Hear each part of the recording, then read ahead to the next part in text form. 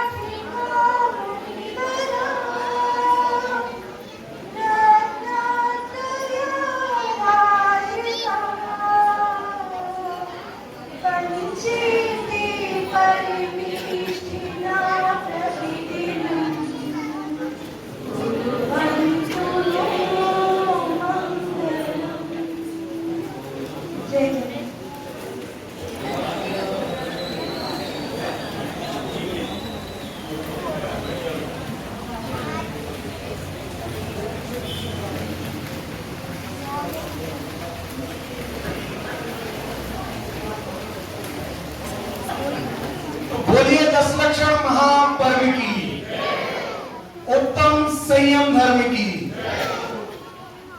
आज हम और आप यहाँ बैठे हैं और देखेंगे कि मोक्ष में सहायक कौन। आज से लगभग 5 वर्ष, रेडी वहां से ओके, 5 वर्ष पहले की बात है। इसी प्रकार की अदालत में एक बहुत ही गंभीर विषय पर केस आया था। सारी दुनिया, हम और आप शायद सारी दुनिया में ही शामिल थे। यह मान बैठी थी कि निमित्त से ही कार्य होता है, गुरु से ही ज्ञान होता है। परंतु उपादान के वकील महोदय ने बड़ी ही चतुराई से, बुद्धिमानी से, जैन सिद्धांतों से यह साबित कर दिया था कि ज्ञान ज्ञान से होता है, गुरु से नहीं। उन्होंने एक बहुत ही बेहतरीन यहाँ पर उदाहरण भी पेश किया था कि अगर गुरु से ज्ञान होता तो एक ही कक्षा में कई विद्यार्थी बैठते हैं और पढ़ने वाला विद्यार्थी एक जैसे अंक ही प्राप्त करते हैं। लेकिन हम सब जानते हैं एक कक्षा में अलग अलग प्रकार के विद्यार्थी होते हुए अलग अलग नंबरों से पास होते हैं। एक सफल होता है, एक असफल होता है। इससे उन्होंने अपने सिद्धांत को बड़ी चतुराई से यहाँ पे पेश किया था कि गुरु से ज्ञान नहीं होता है। आज फिर 5 वर्ष बाद इसी अदालत में एक और केस आया है, जिसमें हम और आप सब साक्षी होंगे। हम और आप सब की प्रस्तुति में यहाँ पे ये केस लगाया गया है। एक पक्ष उसमें से कहता है कि शुभ भाव अच्छे होते हैं और पूजा पाठ, दान आदि के भाव अच्छे होते हैं तथा इन्हीं से ही धर्म की प्राप्ति भी हो जाती है, और ये हमें दिखते भी है हमारे इंद्रियों के कारण से। हाँ, यही दूसरा पक्ष इस बात को कहता है कि शुद्ध भाव ही कार्यकारी है। इस बात ने तो मुझे और मैं समझता हूं यहाँ आप लोगों को भी उलझन में डाल ही दिया है। पता नहीं कि शुद्ध भाव से धर्म होता है, पूजन, व्रत, दान आदि से धर्म होता है। तो चलते हैं, हम देखते हैं कौन सत्य है कौन असत्य है। इस सियादबाग अदालत में जो महावीर जिनालय सागर में लगी हुई है, और आपको बताना चाहूंगा कि उसके पहले ऐसा हुआ क्या होगा कि दोनों पक्षों को अदालत का दरवाजा यहाँ खटखटाना पड़ा। एक गांव में पुण्य प्रकाश और शुद्धात्म प्रकाश नाम के 2 साधर्मी व्यक्ति निवास करते थे। दोनों ही जैन समाज के बहुत ही प्रतिष्ठित परिवारों में से एक थे। परंतु पुण्य प्रकाश को शुद्धात्म प्रकाश एक भी आंख नहीं सुहाता था। वो उनको फूटी आंख भी देखना पसंद नहीं करते थे। कारण क्या था? कारण था पुण्य प्रकाश को पुण्य में ही मोक्ष का कारण नजर आता था। ठीक विपरीत उनको लगता था पुण्य करते करते एक ना एक दिन मोक्ष की प्राप्ति अवश्य हो ही जाएगी। ठीक इसी के विपरीत दूसरा पक्ष था शुद्धात्म प्रकाश, जो पुण्य को मोक्ष का कारण नहीं मानता था। पुण्य प्रकाश इस बात पर आग बबूला हो देता था। केवल ये दोनों ही नहीं, समाज के हम और आप अन्य जन भी दो गुटों में बटे हुए हैं। बीच में ये जो लकीर दिख रही है, इसी तरह हम और आप भी चिंतन में दो गुटों में बटे हुए हैं। लेकिन समाज की गाड़ी तो चल रही है। 10 लक्षण पर्व के भी 6 दिन निकल गए हैं। जिज्ञासा ऐसी ही ऐसी विद्यमान है और अदालत का दरवाजा खटखटा गया है। अब क्या होता है, फिर एक दिन देखते हम इस नाटक का पहला दृश्य।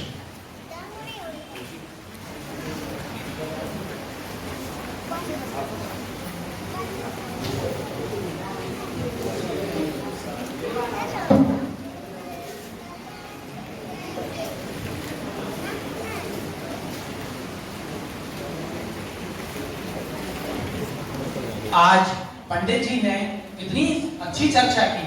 उन्होंने कितनी ही सरलता से यह बताया कि पूजा पाठ दान आदि से धर्म नहीं होता है। यह शुभ भाव अर्थात पुण्य भाव तो है, परंतु इससे हम स्वचिंतन स्वाध्याय आदि यदि नहीं करेंगे तो हम मोक्ष की प्राप्ति नहीं कर सकते। जीव अनादि से पूजा पाठ दान आदि तो करता रहा है, परंतु स्वचिंतन स्वाध्याय आदि नहीं किया तो वह मोक्ष प्राप्त नहीं कर सका। वाह भाई वाह शुद्धात्म प्रकाश, तुम्हें मंदिर जी में बैठकर जिनेंद्र देव की, दिगंबर मुनिराजों की और जिनवाणी की बातों को झुठलाते हुए तनक भी लज्जा नहीं आ रही है। पद्मनंदी मुनिराज ने भी सठ आवश्यकों के बारे में बताया है। क्या तुम्हें इसका बिल्कुल ज्ञान नहीं? जब तक इस संसार में है तब तक हमें सुख भाव तो हमारे साथ ही रहेंगे। भाई आपने जो कहा वह ठीक है। षट आवश्यक तो हर श्रावक का कर्तव्य है। वह यदि यह नहीं करेगा तो पाप भाव में जाएगा, परंतु यदि वह स्वाध्याय स्वचिंतन आदि नहीं करेगा तो वह यह भाव संसार से कैसे पार करेगा। इसका मतलब यह है कि आप यह कहना चाहते हैं कि जो लोग रोज मंदिर जाते हैं, सठ आवश्यकों का पालन करते हैं, वो अपना भव लोग बढ़ा रहे हैं। नहीं भाई, आप समझने की कोशिश ही नहीं कर रहे हैं कि मैं आपको क्या समझाना चाहता हूँ। बस रहने दीजिए आप, मैं सब समझता हूँ। यह तो जैन धर्म का रोज अभन्नवाद है, मैं इसे बिल्कुल भी स्वीकार नहीं करूंगा। मैं अभी अपने वकील के पास जाता हूँ और तुम पर जैन धर्म पर मानहानि का केस दायर करता हूँ। आई will see you in court. भाई मैंने तो आपको जनागम के ही दौरान यह बात बताई है, आगे आपकी मर्जी। देखिए,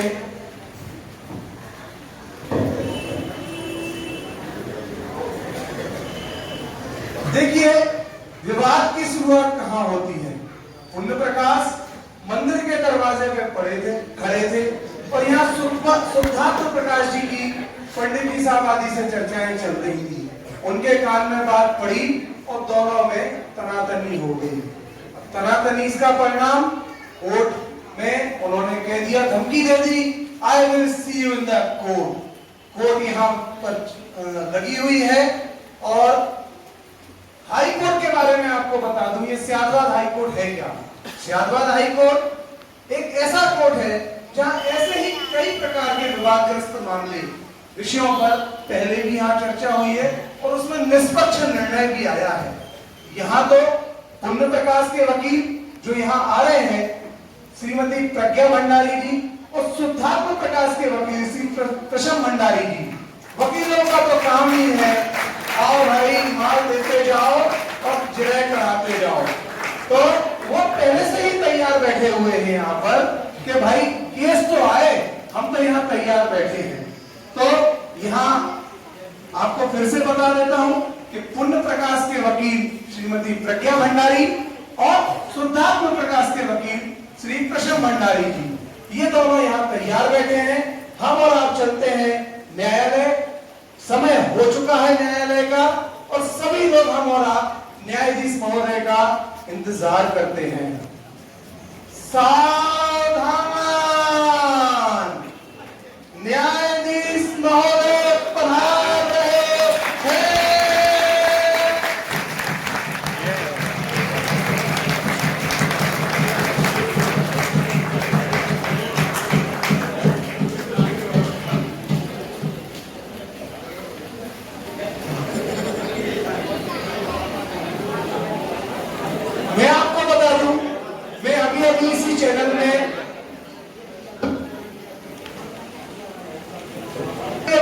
चैनल में भर्ती हुआ और मुझे पूरे कवरेज के लिए यहाँ पर भेजा गया, जो आपके सब समक्ष हूँ। तो चलते हैं उस न्यायालय के अंदर जहाँ पे कार्रवाई यहाँ पे इस केस के बारे में होना है। अगला दृश्य शादबाग कोर्ट के अंदर का।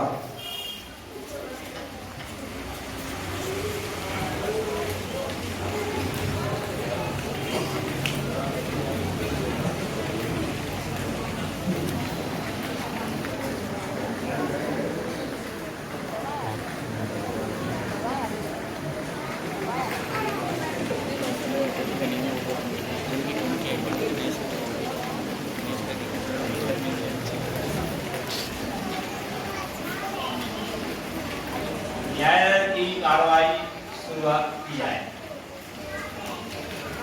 न्यायाधीश महोदय, शुद्धात्म ये है हमारे इस कोर्ट के बाबू, मैं आपको इसीलिए स्पष्ट कर रहा हूँ। हाँ जी। न्यायाधीश महोदय, शुद्धात्म प्रकाश पर जैन धर्म की मानहानि का आरोप लगाया गया है। शुद्धात्म प्रकाश के वकील अपना पक्ष प्रस्तुत करें। माननीय न्यायाधीश, मैं प्रशम भंडारी शुद्धात्म प्रकाश की ओर से आज के मुकदमे की पैरवी करूंगा। माननीय न्यायाधीश महोदय, शुद्धात्म प्रकाश के ऊपर लगे हुए सभी आरोप आधारहीन हैं, क्योंकि यह जैन धर्म के बर्मर्द हैं। इन्होंने अपना सारा जीवन जैन धर्म के अध्ययन में ही लगा दिया है। अब मैं न्यायालय में कुछ ऐसे प्रमाण प्रस्तुत करूंगा जिससे यह सिद्ध हो जाएगा कि शुद्धात्म प्रकाश निर्दोष है।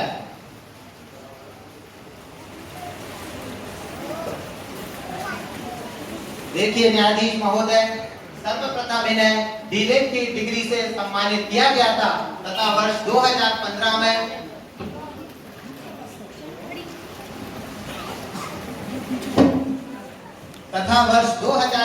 में हुए जैन सम्मेलन में इन्हें जैन रत्न की उपाधि से सम्मानित किया गया।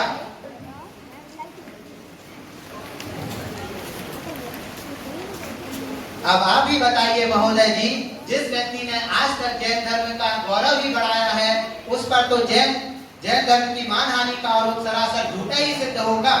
अतः मैं आपसे निवेदन करता हूं कि इस प्रकरण को यही निरस्त कर दिया जाए। That's all. पुण्य प्रकाश का पक्ष रखा जाए। न्यायाधीश महोदय, मैं प्रज्ञा भंडारी पुण्य प्रकाश की ओर से इस मुकदमे की पैरवी करूंगी।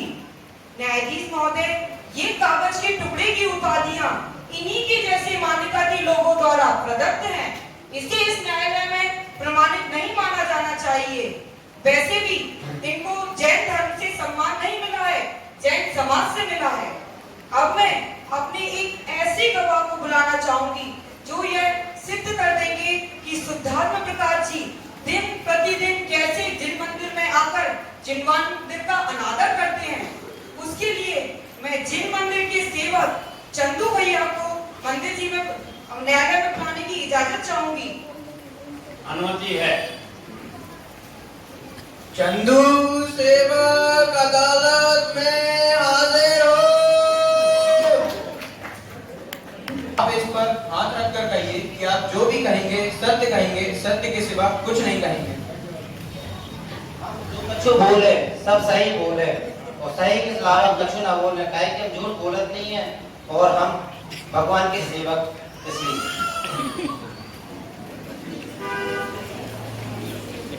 चंदू भैया, आप बताइए कि शुद्धात्म प्रकाश जी जिन मंदिर में कैसे अनादर करते हैं।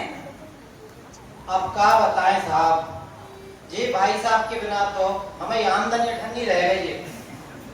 जी भाई साहब के बिना तो हमें आमदनी ठंड रह गई। ज्यों-ज्यों लोग इनकी तत्व चर्चा और गोष्ठी में जुड़त जा रहे हैं, ज्यों-ज्यों लोग इनकी तत्व चर्चा और गोष्ठी में जुड़त जा रहे हैं, त्यों-त्यों हमें आमदनी कम होती जा रही है और त्यों-त्यों मंदिर में पूजन विधान से जुड़ने वाली सामग्री भी घटत जा रही साहब। आपसे जो प्रश्न पूछा जाए उसी का उत्तर दीजिए। हाँ साहब, भाई हम आपको बता रहे हैं, हम जब भी इन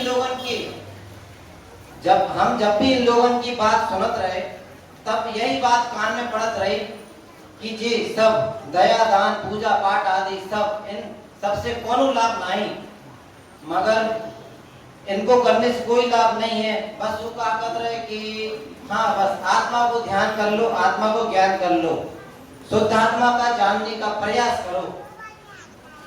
अरे जब यही सब करने हैं तो इतना बड़ा मंदिर बनाने की क्या जरूरत थी? ऑब्जेक्शन योर ऑनर, यह इन बातों से अदालत को गुमराह कर रही है। अब मैं अदालत से गुजारिश करूंगा कि मैं भी इनसे कुछ प्रश्न पूछने की अनुमति चाहता हूं। अनुमति है। हाँ तो बताइए चंदू भैया, क्या शुद्धात्मा प्रकाश रोज मंदिर? जब भी इन लोगों की बात सुनत रहे तब यही बात कान में पड़त रही कि जी सब दया दान पूजा पाठ आदि सब इन सबसे कोनो लाभ नहीं, मगर इनको करने से कोई लाभ नहीं है। बस वो क्या कर रहे कि हाँ बस आत्मा को ध्यान कर लो, आत्मा को ज्ञान कर लो, शुद्ध आत्मा का जानने का प्रयास करो। अरे जब यही सब करने हैं तो इतना बड़ा मंदिर बनाने की क्या जरूरत थी? ऑब्जेक्शन योर ऑनर, यह इन बातों से अदालत को गुमराह कर रही है। अब मैं अदालत से गुजारिश करूंगा कि मैं भी इनसे कुछ प्रश्न पूछने की अनुमति चाहता हूं। अनुमति है। हाँ तो बताइए चंदू भैया, क्या शुद्धात्मा प्रकाश रोज मंदिर नहीं आते? क्या वह पूजा पाठ भक्ति भाव पूर्वक नहीं करते क्या? अरे साहब आज तो हैं, करत तो हैं, मनो जज साहब हमें समझ में जा नहीं आओ कि जी लोग रोज पूजा पाठ करते हैं और ये लोग पूजा पाठ करत भी रोज हैं और फिर बाद में गोष्ठी और पूजा पाठ आदमी बोलते हैं कि इससे कोई धर्म नहीं होता, इससे कोई धर्म नहीं होता, ऐसा भी कहते हैं। ये सब बातें तो हमें समझ में नहीं आता साहब, ये सब बातें हमें सिर के ऊपर से जाओगे साहब। यह बात नोट कीजिए जज साहब। क्षमा कीजिए महोदय, परंतु मंदिर आकर जिनेंद्र भगवान की वाणी समझकर ही तो हमने जाना शुभ भाव बनने के कारण है, मोक्ष के नहीं। चाहे सोने की बेड़ी हो या लोहे की, बांधने का ही कार्य करती है जज साहब। ठीक है, मेरे प्रश्न पूरे हुए, आप जा सकते हैं। तो देखा आपने एक मंदिर के सेवक माली को कटघरे में गवाही देने आना पड़ा। बात कहां से शुरू हुई थी, कहां पहुंच गई है, ले चलते हैं इसी स्यादबाद न्यायालय के दूसरे दृश्य की तरफ, मतलब उसके ठीक अगले दिन जो दूसरी पेशी लगी हुई थी उस दिन के लिए। अगला दृश्य।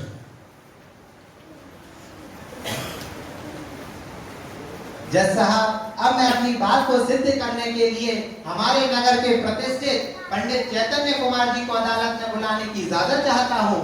अनुमति है। पंडित चेतन जी अदालत में हाजिर हो।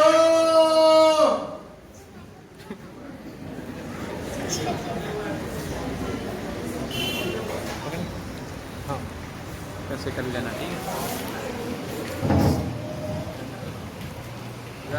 आप इस पर हाथ रखकर कहिए कि आप जो भी कहेंगे कहेंगे, सच के सिवा कुछ नहीं कहेंगे। मैं जो भी कहूंगा सत्य कहूंगा, सत्य के अलावा कुछ नहीं कहूंगा। हाँ तो पंडित जी आप बताइए, मंदिर जाने का प्रयोजन क्या है?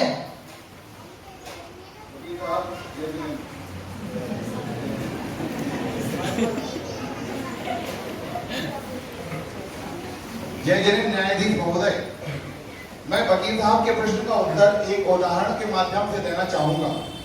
जैसे आपको किसी बहुमंजिला इमारत में ऊपर वाले कमरे में प्रवेश करना है तो आपको सीढ़ियों का सहारा लेना पड़ेगा और आप सीढ़ियों का सहारा लेते हैं।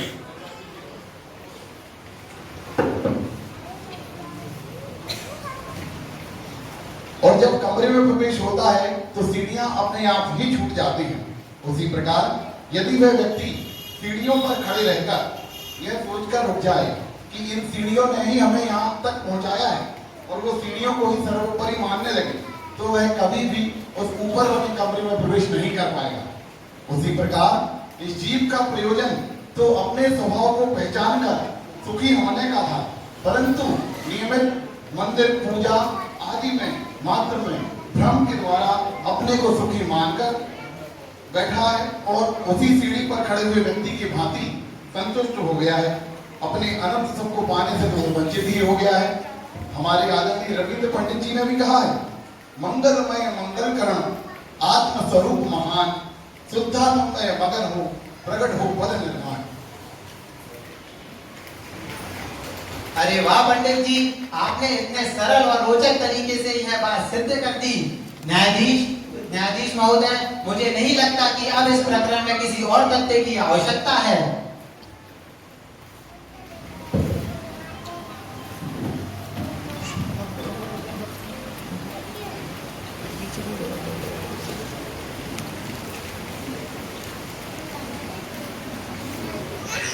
आप देख रहे हैं इस दृश्य में पुण्य प्रकाश के वकील चिंता की लकीरें माथे पर, पसीना पोंछते हुए मामला कहां शुरू हुआ और कहां पहुंच गया। एक गवाह के बाद मंदिर के पंडित जी साहब को भी यहां आना पड़ा। उन्होंने अपनी बात यहां रखी। अब वकील साहब चिंताग्रस्त हैं। एक वकील साहब ने तो उन पे यही था स्पष्ट कर दिया कि इसके बाद अब कुछ कहने की आवश्यकता ही नहीं है। देखते हैं इस अदालत का तीसरा दृश्य। देखा न्यायाधीश महोदय, इनकी त्रुटि ही इनकी पराजय का भान करा रही है। न्यायाधीश महोदय, मुझे लगता है कि मेरे काबिल दोस्त ने या तो जेल लॉ की पढ़ाई पूरी नहीं की है या फिर अंतिम पेपर नकल देखकर पास किया होगा। यह इतना भी नहीं जानते कि अदालत के अंतिम निर्णय के बिना हार जीत का फैसला नहीं होता। मैं भी पंडित जीवन जी से कुछ प्रश्न पूछने की अनुमति चाहती हूँ। अनुमति है। हाँ तो पंडित जी, जय जिनेन्द्र। आपके गुरु कांजी स्वामी हुए हैं ना? उनके प्रभाव युग में तो इतने जिन मंदिरों का निर्माण किया गया, शिविर लगाए गए। उन्होंने तो कभी दान पूजा का नहीं निषेध किया, फिर आप क्यों करते हैं? आदरणीय वकील साहिबा, हाँ यह बात सत्य है कि उन्होंने कभी व्यवहार का निषेध नहीं किया, परंतु शिविर आदि लगाने का प्रयोजन भी यही बताना था कि मात्र पूजा भक्ति आदि से कुछ नहीं होगा। यदि हम अपने त्रिकाली ध्रुव स्वभावी आत्म स्वरूप को पहचान कर अपने भीतरा स्वभाव को प्रकट ना कर सके। आदरणीय डॉक्टर हुकुमचंद्र महाजनी की देवशास्त्र गुरु पूजन की ये 4 लाइनें शायद आपको कुछ और स्पष्ट कर पाएंगी। राग धर्ममय धर्म रागमय, अब तक ऐसा माना था शुभ कर्म कमाते सुख होगा। अब तक ऐसा माना था, पर आज समझ में आया है कि रीत रागता धर्म राग भाव में धर्म मानना जन्म में मिथ्या था। ठीक है, मेरे प्रश्न पूरे हुए। देखिए, एक गवाह पंडित जी साहब की भी गवाही हुई। मामला सुलझने के लिए इस न्यायालय में आया था, उल्टा उलझता ही चला जा रहा है। पता नहीं किस निर्णायक मोड़ पर ये मामला पहुंचेगा। अगला दृश्य। परंतु न्यायाधीश महोदय, मेरे पास एक और ऐसा गवाह है जो हमारे निपुण महामंत्री हैं मंदिर जी की। वो यह सिद्ध कर देंगी कि जो कार्य परंपरा से चला आ रहा था वही कार्यकारी है। Objection your honour, objection your honour. जब पंडित जी ने मुझे मेरे गवाह को बुलाने की इजाजत तो दी जाए। पहले मेरे गवाह को सुन तो लीजिए, उनके सुनने के बाद शायद आपको कुछ बोलने की गुंजाइश ही न रह जाए। मैं महामंत्री जी को बुलाने की अनुमति चाहूंगी अदालत से। इजाजत है। मंत्री महोदय अदालत में हाजिर हो।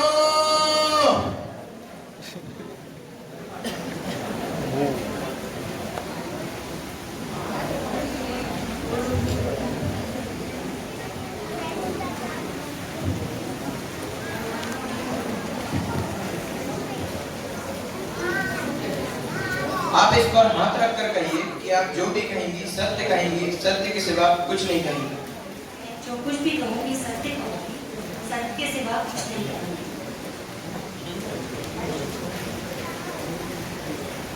हाँ तो मंत्री महोदय जी, जय जिनेन्द्र। आप इन सभी को बताइए कि अभी जो हाल ही में 10 लक्षण पर्व प्रारंभ हुए हैं, उसमें आपने क्या क्या तैयारी कर रखी है? माननीय न्यायाधीश महोदय जी, हमारे 10 लक्षण महान पर्व पर हम भी अपने पूर्वजों की भांति बहुत ही उल्लासपूर्वक मनाते हैं और बड़े ही उत्साह से मंदिर जी की साफ सफाई करते हैं, द्रव्य शोधन करते हैं और हमारा पुरुष वर्ग भी अति भक्ति भाव से श्री जी का मंजन करता है और प्रतिदिन सुबह अभिषेक करते हैं, पूजन करते हैं, प्रवचन होते हैं और रात्रि में भी प्रवचन होते हैं, तरह तरह के सांस्कृतिक प्रोग्राम होते हैं और सभी इसी में सम्मिलित होते हैं। यही परंपरा चली आ रही है और हमें तो यही कार्यकारी लगता है। पॉइंट नोट किया जाए बाबूजी, न्यायाधीश पॉइंट नोट किया जाए। देखा न्यायाधीश महोदय, इतने कितने सरल शब्दों में बता दिया कि जो परंपरा चली आ रही थी वही कार्यकारी है, पर मेरे काबिल दोस्त को लड़ने से फुर्सत तो मिले। That's all. Objection your honour, मैं भी मंत्री महोदय से कुछ प्रश्न पूछने की इजाजत चाहता हूँ। इजाजत है। हाँ तो मंत्री महोदय जी, आप बताइए कि 10 लक्षण पर्व पर आप और क्या क्या करते हैं? हम अपने पर्वतीराज 10 लक्षण पर्व पर मंदिर जी के सभी कार्यक्रम तो करते ही हैं, साथ में व्रत आदि भी करते हैं। पहले मेरा स्वास्थ्य बहुत अच्छा था तो मैं एकासन, उपवास सभी कर लेती थी, लेकिन अब थोड़ा सा नहीं रख लेती हूँ। आप मुझे यह बताएं, आपको व्रत आदि रखते कितना टाइम हो गया? ऑब्जेक्शन योर ऑनर, मेरे काबिल दोस्त इन फालतू के प्रश्नों से अदालत का कीमती वक्त जाया कर रहे हैं।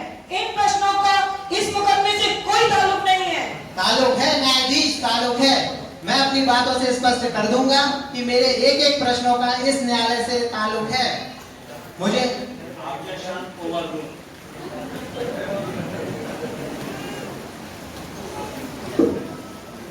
हाँ तो मंत्री महोदय जी, आपको व्रत रखते हुए कितना टाइम हो गया? पूरे 25 वर्ष हो गए। 25 वर्ष मुझे व्रत करते हुए, कभी एकासन तो कभी उपवास सभी करती हूँ मैं। अच्छा, और अब इन 25 सालों में आपकी उम्र बढ़ने के साथ साथ शक्ति घटने से अब आप दुआसन ही करते हैं? हाँ, अब क्या कर सकते हैं, तो स्वास्थ्य अच्छा ही नहीं रहता। कहते हैं ना, जितनी शक्ति उतनी भक्ति। आप मुझे ये बताएं, एकासन उपवास करने से आपकी कषाय इतनी कम हुई, क्या आपको सच्चे सुख की प्राप्ति हुई? जैसा अब कसाई तो संसारी जीव को गृहस्थी में रहते हुए आ ही जाती है और एकासन उपवास से सच्चा सुख, सच बोलूं तो भूखे पेट पर रखा नहीं जाता, चिड़चिड़ाहट सी आती है। मैं कंट्रोल कर लेती हूँ, जैसे तैसे अपना पूरा व्रत कर लेती हूँ, पर बोलते ना भूखे पेट भजन ना होए, और आप सच्चे सुख का बोलते हैं, सच्चा सुख तो बहुत दूर की बात है। न्यायाधीश महोदय, यह बात नोट की जाए। देखा जज महोदय, आत्मा की रुचि के बिना, आत्मा अनुभव के बिना जीव व्रत उपवास आदि करता है, परंतु उसको सच्चा सुख नहीं प्राप्त होता। ऑब्जेक्शन न्यायाधीश, मेरे काबिल दोस्त इन परंपरागत कार्यों को तो झुठला सकते हैं, परंतु आगम में कई ऐसे उदाहरण बड़े पड़े हैं जो ये सिद्ध कर देंगे कि पुण्य, दया, दान से जो हमने पुण्य अर्जित किया ना, वही कार्यकारी है। हमारे 23वें तीर्थंकर पार्श्वनाथ भगवान उपसर्ग हुआ, जल वर्षा, अग्नि वर्षा, पत्थर वर्षा, पर जब हमारे धर्मेंद्र पद्मावती देव देवी आए ना, तब उनका उत्सर्ग दूर हुआ और उन्हें मोक्ष प्राप्त हुआ। क्या आपके पास कोई जवाब है? क्या आप इस आगम की बात को झुठला सकते हैं? माननीय न्यायाधीश महोदय, हमारे वकील साहब बहुत अंधकार में हैं।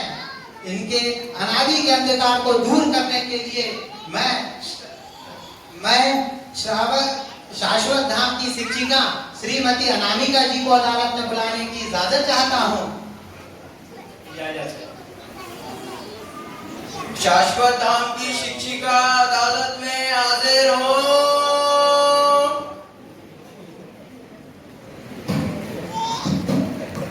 शिक्षिका महोदय, जय जिनेन्द्र, आप न्यायालय को बताइए कि हम कैसे कैसे भ्रम में पड़कर अपना अमूल्य जीवन बर्बाद कर रहे हैं। माननीय न्यायाधीश महोदय, यह जीव ऐसी ही भूल करते हुए अनादि से भगा गया है। अरे, मोक्ष तो अपने स्वरूप में स्थिरता पूर्वक होता है। जब पांडवों पर घोर उपसर्ग हुआ, तब युधिष्ठिर बल पर ही मोक्ष गए। ठीक उसी प्रकार पारसनाथ भगवान का जीव भी अपने आत्मस्वरूप में लीन हुए और मोक्ष गए। ठीक है, ये बात नोट की है न्यायाधीश महोदय। ठीक है, आप जा सकते हैं। न्यायाधीश महोदय, अब मैं आगम में शुभ पूजा भक्ति व्रत आदि का उल्लेख क्यों आया और इन सभी की उपयोगिता कहाँ तक थी, इन सभी बातों को एक प्रैक्टिकल के माध्यम से स्पष्ट करना चाहूंगा।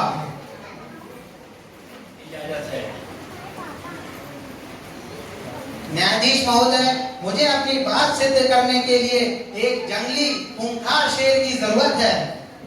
आज की ताजा खबर, आज की ताजा खबर, न्यायालय में शेर को बुलाया जाना है।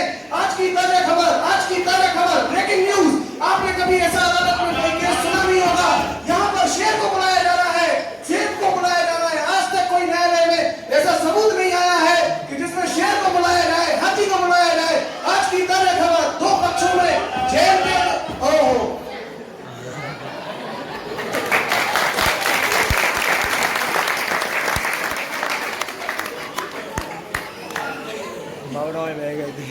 वकील साहब, ये आप क्या कह रहे हैं? शेर? अगर यहाँ पर शेर आ गया तो यहाँ बहुत धन जन की हानि हो सकती है। ठीक है महोदय, फिर एक बिल्ली को ही बुला दीजिए। ये केस ने नया मोड़ ले लिया है। शेर की जगह बिल्ली, बिल्ली की जगह चूहा। ये हो क्या रहा है? ये न्यायालय है, हाई कोर्ट है, क्या है? मैं समझ नहीं पा रहा हूँ। यहाँ दर्शक बैठे हुए हैं, कभी शेर आ रहा है, कभी चूहा आ रहा है, कभी बिल्ली आ रहा है। न्यायालय के सेवक इस बिल्ली को लेकर आए।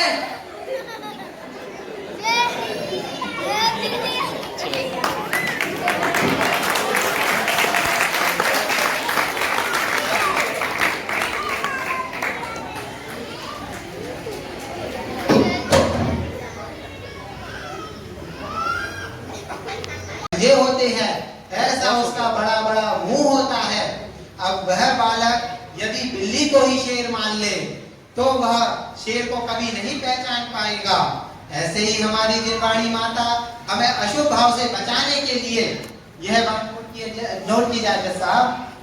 यदि हम इनको ही धर्म मान बैठे तो सच्चे सीमंदर भगवान की दिव्य ध्वनि सुनी थी और यहाँ आकर ग्रंथाधिराज समय सार की रचना की थी। उसी समय सार की गाथा 263 में आया है कि जो जीव केवल व्यवहार का ही अवलंबन लेता है वह अज्ञानी है, मिथ्या दृष्टि है। न्यायाधीश महोदय, मैंने अपने विवेक और आगम की बातों को पुण्य प्रकाश और उनके वकील के समक्ष रखा। जय जिनेन्द्र। पुण्य प्रकाश की वकील को इस संबंध में और कुछ कहना है?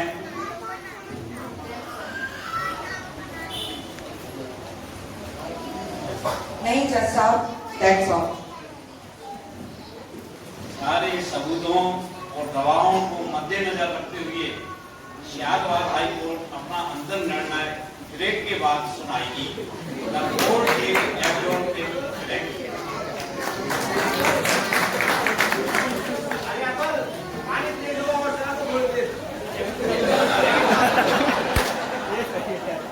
क्या कह रहे हैं? पानी भरे तो मैं बाहर चला दो काय को।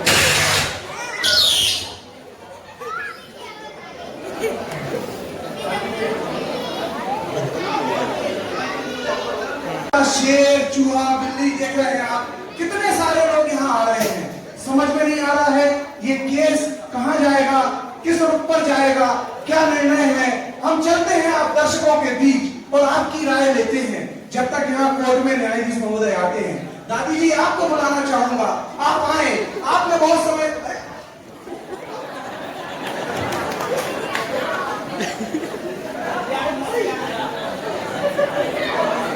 मौसी जी, आपको बुलाना चाहूंगा।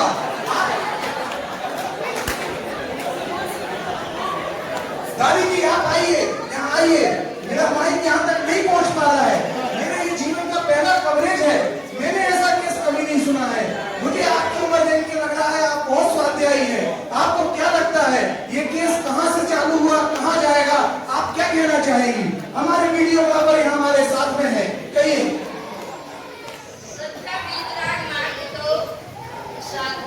बात मानेंगे इसमें सुख का निषेध तो नहीं है, परंतु कार्यकारी है। दादी जी, आपने तो ऐसी बात कही कि इसका कितने मतलब निकल सकते हैं। हम चलते हैं पुरुष वर्ग की तरफ से। यहाँ मौसिया जी बैठे हुए हैं। आपके बालों को देखते लगता है कि आपको बहुत ही अपूर्व स्वाध्याय है। हम आपसे जानना चाहेंगे ये केस किस रूप में जाएगा। आपकी मौन हम समझ में चलते हैं हम महिला वर्ग में दूसरी तरफ। यहाँ आप लोग यहाँ से ये भाभी जी बैठी हुई है हमारी, ये हरी साड़ी वर्ग। मैं चाहूंगा आप लोग भाभी जी आइए। हाँ अतुल जी, ये जो एक टीवी स्क्रीन पे आप देख रहे हैं, मेरी आवाज पहुंचेगी आपके पास तक क्या? ये जो अभी आपने महिला से प्रश्न पूछा उसका क्या जवाब आया, क्या कहना चाहती वो, केस के बाद क्या होगा? वो ये भाभी जी को हम बुलाना चाहेंगे। भाभी जी आइए। ये पूरा लाइव टेलीकास्ट हो रहा है, पूरा सागर ही नहीं मध्य प्रदेश भी ये देख रहा है। आप सारे भी बहुत अच्छी पहने हुए हैं। आप आए तो रहिए। आपको कटघरे में नहीं जाना है गवाही देने के लिए। ये अदालत के बाहर जो भीड़ पड़ी हुई है इकट्ठी, इनसे हमें जानने की कोशिश कीजिए कि अभी जो ये केस पूरा चला हुआ है उसमें क्या निर्णय आ सकता है। थोड़ा सा दर्शकों को मेरी बताइए, अतुल जी आपके मेरी आवाज पहुंच रही है तो वो आ रही है भाभी जी। आइए आइए, स्वागत है आपका। यहाँ से हमारे कैमरामैन हितेश भाई हमारे साथ हैं। भाभी जी पहले आप अपनी साड़ी थोड़ी अच्छी कर लीजिए, हमारे कैमरामैन अच्छी फोटो है। भाभी जी आ रही नहीं थी यहाँ से।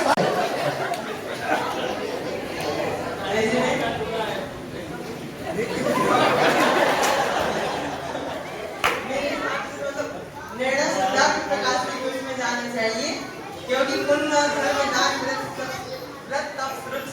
आत्म इतना क्योंकि ये सब मतलब सहायक तो है लेकिन कार्यकारी तो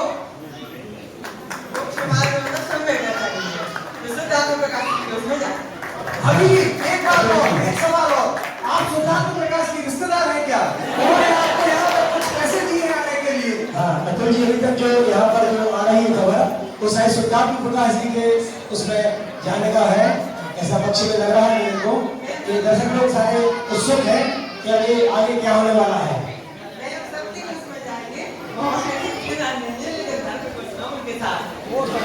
तो अगला मैं देख रहा हूँ हमारी माता जी, ये मुझे इस टीवी न्यूज चैनल में आने से रोक रही थी।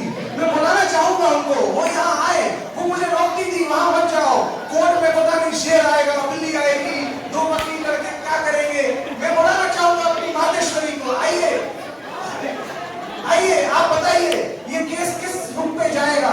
न्यायाधीश महोदय अभी ब्रेक पर गए हुए हैं। आइए आइए।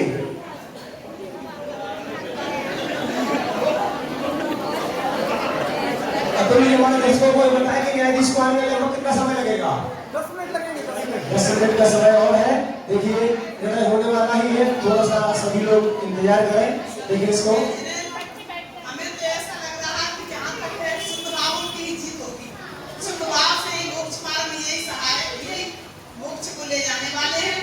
और ये आदि से अब पुण्य पाप करते आए, पुण्य भाव करते आए, ये तो एक रूढ़ी बात के हिसाब से ये सब चलता रहा है और अभी तक समझ नहीं पाए। अब समझने की आज समझ में आया है कि वास्तव में विश्वास का ही धर्म है। माता जी, मैं आपसे एक बात और पूछना चाहूंगा। मैं क्या इसी चैनल में काम करता रहूं? मेरा भविष्य अंधकार में तो नहीं होगा? या मैं वकील साहब के साथ, या सिद्धार्थ प्रकाश के साथ, या पुण्य प्रकाश के साथ कहाँ जाऊं? यदि वास्तव में यदि आपको अपने आत्मा के हित की लगी हो तो आपको सिद्धार्थ प्रकाश के पक्ष में जाना चाहिए और तत्व ज्ञान करके अपने आगे का अपने मुख्य मार्ग को सिद्ध करना चाहिए। देखिए मनीष जी, यहाँ से तरह तरह के लोग अलग अलग तरीके के जवाब चल रहे हैं। और मैं एक बात और करना चाहूंगा। एक हमारे भाई साहब वहाँ बैठे हुए हैं, काफी अच्छा चश्मा लगाए हुए हैं, पढ़ रहे हैं। मैं बुलाना चाहूंगा उनको कि आप क्या कहना चाहेंगे। वो शांत है, मैं बहुत देर से इस अदालत में देख रहा हूँ। पूछिए इनसे क्या पूछते हैं। हाँ जी, आप पढ़ के कुछ बता रहे हैं या आपने कुछ सलाह दी है? मैं कहना चाहता हूँ जिसे अंतर में राग से भिन्न शुद्ध चैतन्य का भान नहीं हुआ है और राग की रुचि में रह रहा है, वह जीव भले व्रतादि शुभाचरण करे तो भी वह पापी ही है, क्योंकि उसे 100 पर का भेद ज्ञान नहीं है। मेरे विचार से सिद्धार्थ प्रकाश की जीत होगी। की घोषणा यहाँ से की जाएगी। यहाँ मैं एक और हमारी युवा वर्ग को बुलाना चाहूंगा। आपको ये भाई साहब क्या है, कुछ गाड़ियाँ ऐसी आ रही है न्यायाधीश आ चुके हो, गाड़ियों का रख रहा है, ये यहाँ जाम लग गया है, आप रोक दीजिए, वहाँ दरवाजा बंद कर दीजिए। फैसला आने के बाद ही आप इस दरवाजे को खोल पाएंगे। भाई साहब आप बताइए, क्या आजकल कोर्ट में जैसा सुना है सेटिंग करके पैसा दे देके भी निर्णय हो सकते हैं क्या? आपको पूर्ण विश्वास है? तो देखा आपने यहाँ ये ऑडियंस से भरा हुआ खचाखच कोर्ट, निर्णय आने में देरी है। वकील साहब हमारे दोनों यहाँ बैठे हुए हैं, दोनों जन के ही माथे पर पसीना और चिंता की लकीरें हैं और यहाँ पर न्यायालय का वापस आने में 2 मिनट का समय है। तो मैं चाहूंगा आज के कार्यक्रम के हमारे दोनों अध्यक्ष महोदय श्री एम.के. जैन साहब और श्री संतोष कुमार जी जनता आयरन वालों से पहले उनके पास पहुंचते हैं कि आज के कार्यक्रम के बारे में आप घोषणा करते हैं। बहुत बढ़िया कार्यक्रम है, बहुत अच्छा। बहुत बहुत धन्यवाद। इसी क्रम में चलते हैं हमारे श्री एम.के. जैन साहब जो दूसरे अध्यक्ष हैं आज के कार्यक्रम के सेंट्रल बैंक वाले, उनसे भी चाहेंगे इस विचार। बहुत बढ़िया कार्यक्रम। मैंने अपने जीवन में पहला हाई कोर्ट लिखा है और बहुत अच्छा हाई कोर्ट है। और इसी तरह से ही ये हमारा महावीर जिनालय परिवार एक परिवार के रूप में है। ये तो एक अपना उदाहरण रूप है हाई कोर्ट, लेकिन इसको जो विवाद उत्पन्न हुआ है उसको सिद्ध करने का जो पूरा श्रेय भंडारी परिवार को तथा अतुल समैया परिवार को जाता है और इसके लिए मैं साधुवाद देता हूँ। तथा हमारी जो पुण्य प्रकाश जी हैं उनके लिए मैं सिर्फ 2 लाइनें कहना चाहता हूँ कि तुमने चाहा ही नहीं हालात बदल सकते थे, तुमने चाहा ही नहीं हालात बदल सकते थे। तेरी आंखों के आंसू मेरी आंखों से निकल सकते थे, तेरी आंखों के आंसू मेरी आंखों से निकल सकते थे। तुम तो ठहरे झील की तरह, दरिया होते तो बहुत दूर निकल सकते थे। मैं एक बात और कहना चाहता हूँ, हमारे भंडारी परिवार में जितने लोग थे सभी शामिल हुए, लेकिन माता जी शामिल नहीं हुई। मैं निवेदन करूंगा कि माता जी को भी शामिल किया जाए। और मैं ये स्वाध्याय हाईकोर्ट जो यहाँ लगाई गई है, इसी तरह की अन्य हाईकोर्ट भी मतलब खंड के रूप में और लगाई जाए और ये इसी तरह का मैं धन्यवाद देता हूँ। और मैं सबको जो यहाँ पर बैठे हैं, क्योंकि बगैर ऑडियंस के ये कोई कार्यक्रम संपन्न नहीं हो सकता। ऐसा लगता है कि ये सब आ चुके हैं अदालत में। हमारे दोनों अध्यक्ष महोदय ने 1501 रुपए की राशि आज के कार्यक्रम के पारितोषिक के लिए अपनी भावना व्यक्त की है। हम उनका बहुत बहुत धन्यवाद करते हैं और चलते हैं हमारे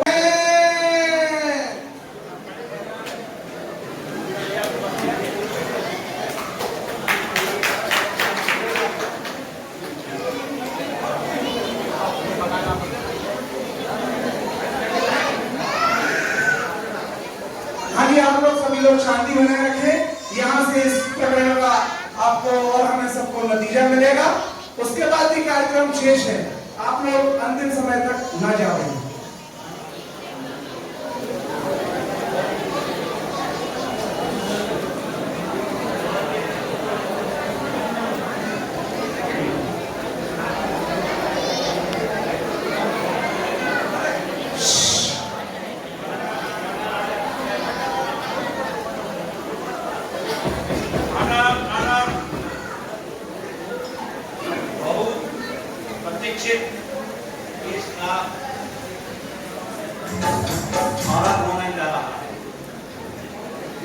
सारे सबूतों और गवाहों को मद्देनजर रखते हुए कोर्ट इस नतीजे पर पहुंची है कि शुद्धात्म प्रकाश पर लगा जैन धर्म की अवहेलना का आरोप बेबुनियाद है।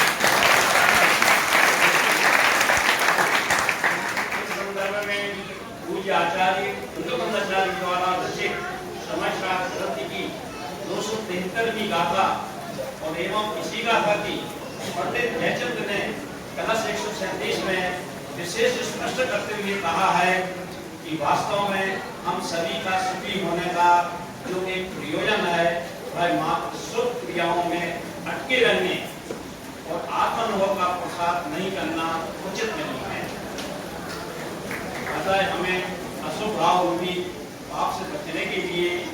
पूजा पाठ भक्ति स्वाध्याय आदि शुभ भाव में लगना तो चाहिए, परंतु उनमें ही ना अटक कर उन्हें हे मानकर निष्ठात्मा के अनुभव का ही प्रसार करना चाहिए।